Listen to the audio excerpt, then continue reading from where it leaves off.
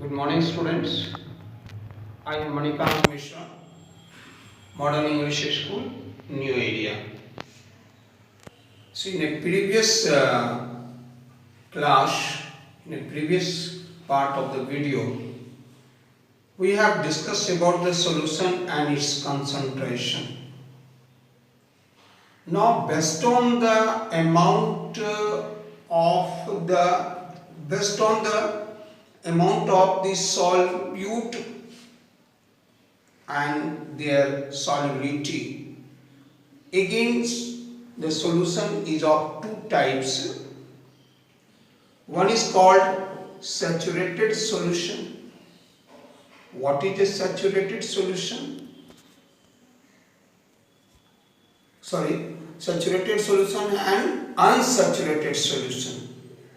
Now, what is a saturated solution? A solution in which no more solute could be dissolved at a given temperature. A solution in which no more solute could be dissolved at a given temperature is called saturated solution. It means in saturated solution, maximum amount of solute is present at a given temperature. My dear student, please keep it in mind, at a given temperature, because when you increase the temperature, its dissolving power will increase, solubility power will increase. So more solute can be dissolved now. So at this stage, when you don't change the temperature, then it is a saturated solution. But once you increase the temperature, again it becomes unsaturated. So my dear student, please keep it in mind and make it a very crisp. So once again, my dear student, a solution in which no more solute can be dissolved at a given temperature is called a saturated solution. So please, my loving students, keep it in mind, the temperature must be constant. Then at that temperature, at a given temperature, solution is saturated. If you increase the temperature, then solution becomes unsaturated. Now come to the another type of solution, that is an unsaturated solution, a solution in which more solute can be dissolved at a given temperature. A solution in which more solute can be dissolved at a given temperature is called saturated solution. Now let us come to the next topic, suspension. What is a suspension? A suspension is a heterogeneous mixture. A suspension is a heterogeneous mixture in which the solute particles are dispersed in a medium. What medium? Either may be the liquid or a gas. Suspension is a heterogeneous mixture in which particles are dispersed or spread in a medium. Medium can be liquid or maybe gas. This is a very common example. Like when you take the water from the pond, not from the still water, or from the river water. If you take the water, in water you see it is a mud, it is a sand. That muddy water is an example of a heterogeneous mixture. Or sometimes when you run the hand pump, then the water comes through the hand pump is also containing the sand and mud. So that is also an example of a suspension. Now what are the properties of a suspension? First of all, its nature is a heterogeneous nature. Suspension is a heterogeneous in nature. It means throughout the mixture there is a non-uniform properties. Visibility, it is a blurred. The visibility of the suspension is blurred. Particle size or the once again come to the visibility. The particles of a suspension can be seen with the naked eye. Particles of a suspension can be seen with the naked eye or simple microscope. Once again, what does it mean by saying visibility? The particles of a suspension can be seen with the naked eye or by simple microscope. Now come to the particle size. Particle size of a suspension is of the order of 10 to the power minus 7 meter or larger.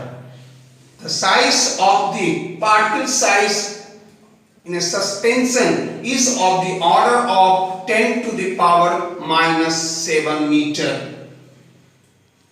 Sedimentation.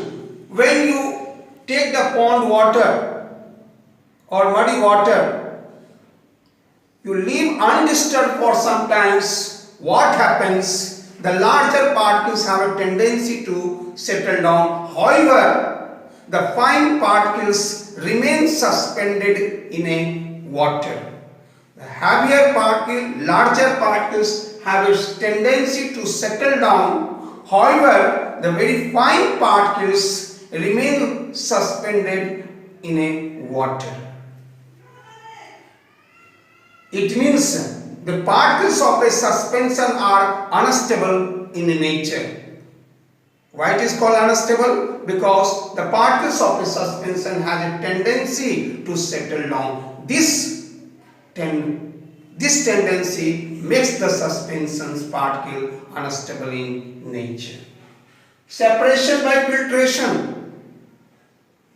The particles of a suspension can be separated by the process of filtration. Like if the water is not clean, containing mud and sand, you can pass through the muslin cloth or cotton cloth, then you can separate those unwanted impurities.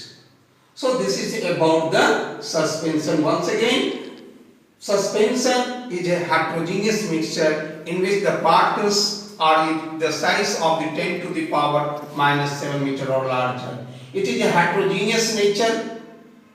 Particles of a suspension can be seen. The size of the particles is of the order of 10 to the power minus 7 meter or larger. Particles have a tendency, especially the larger particles have a tendency to settle down. Particles of a suspension can be separated by the process of filtration.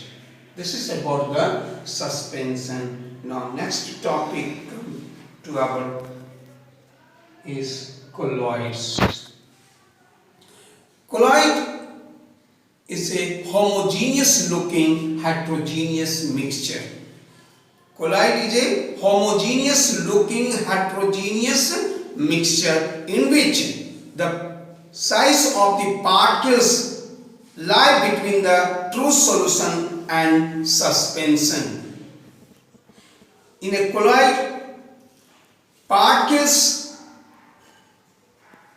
are dispersed in a dispersal medium. As for example, like you see, the dust particles are hanging in air. Where is the dust particles or smoke? Where it is found? In the air. Where? In the air. So the smoke is a dispersed phase. Smoke is a dispersed phase, where it is found in a air. Air is a dispersal medium. You can also understand it like you are dispersed phase. You are dispersed phase and your dispersal medium is modern English school. So all the students are dispersed phase and modern English school is a dispersal medium. Hopefully you understood. It means in a colloidal solution we have the two component, dispersed phase and dispersal medium. Colloidal particles are called dispersed phase and the particles where it is found, that is called dispersal medium. Now let us come to the properties of a colloids, and colloids is often called sols. Colloid is often called sols.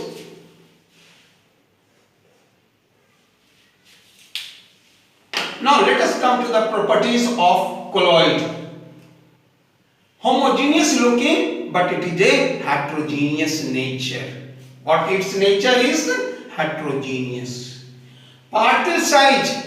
The size of the particles is of the order of line between 10 to the power minus 9 meter to 10 to the power minus 7 meter. The particle size of a colloid, particle size of the colloid is of the line between 10 to the power minus 9 meter to 10 to the power minus 7 meter.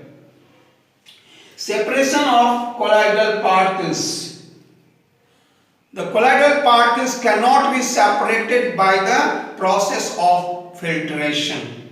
However, the colloidal particle can be separated by the simple physical process that is called centrifugation. Stability. Particles of a colloid are stable in nature. Particles of a colloid are stable in nature. What does it mean? It means particles do not have a tendency to settle down. The colloidal particles do not have tendency to settle down. That's why it is called colloidal particles are stable in nature. Now, when the colloidal particles are to be seen under the powerful microscope, then the colloidal particles are moving in a random fashion or in a zigzag fashion. This is called Brownian movement. The movement of colloidal particles, in a zigzag fashion or in a random fashion is called Brownian motion, and this is called Brownian movement. Now come to the Tyndall effect. It's a very interesting. You see, in a room, in your house, in a room, sometimes through the ventilator a ray of light enters to your room and lot of dust particles are dancing in that ray of light. That particles you can see it very well when a beam of light comes. Similarly, in a dense forest,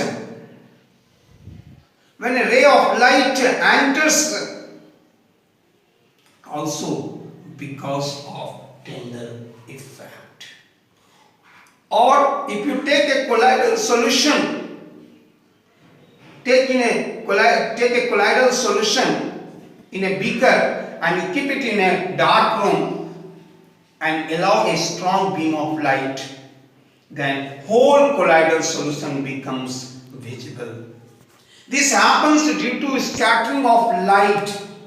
This happens due to scattering of light by the colloidal particles in a colloidal solution. This is called Tyndall effect. What is a Tyndall effect?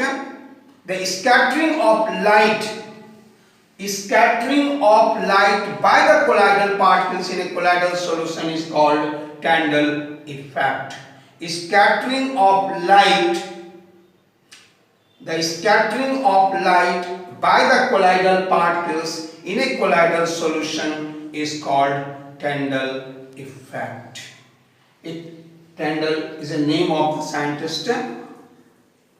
So in the honor of the scientist, the name is Tyndall effect. So Tyndall effect is nothing but it is a scattering of light by the colloidal particles in a colloidal solution is called Tyndall effect. Tyndall effect is also shown by the suspension. Tyndall effect is also shown by the suspension, but Tyndall effect is not shown by the true solution, because in a true solution the particles size are not big enough which can scatter the ray of light.